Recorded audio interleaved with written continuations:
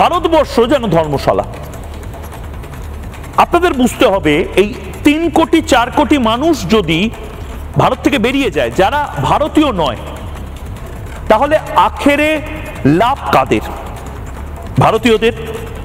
তা সে ভারতীয় হিন্দু হতে পারে, ভারতীয় বৌদ্ধ হতে পারে, ভারতীয় শিখ হতে পারে, ভারতীয় মুসলিম হতে পারে।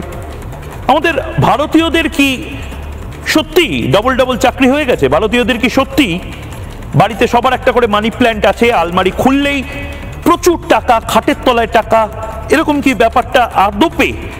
না, সেটা শুধু মন্ত্রীদের ক্ষেত্রে হয়।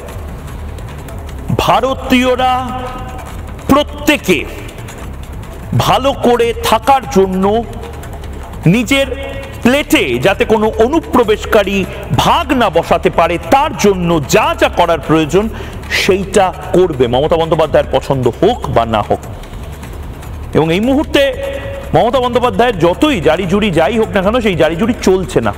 মমতা বন্দ্যোপাধ্যায় বুঝে গেছেন যে এসআইআর হচ্ছে এবং ভারতবর্ষের কোনো অঙ্গরাজ্যে যদি ভারতবর্ষের আইন না মানা হয়, ভারতবর্ষ যা করতে চায় সেটা যদি না করতে চেষ্টা করে একটি শাসক দল বা কোনো রাজনৈতিক দল, তাহলে কেন প্রয়োজনে রাষ্ট্রপতি শাসন জারি করা হবে না এই বাংলাতে? আমি খুব স্পষ্ট ভাষায় এই প্রশ্নটা আজকে আপনাদের সামনে রাখছি।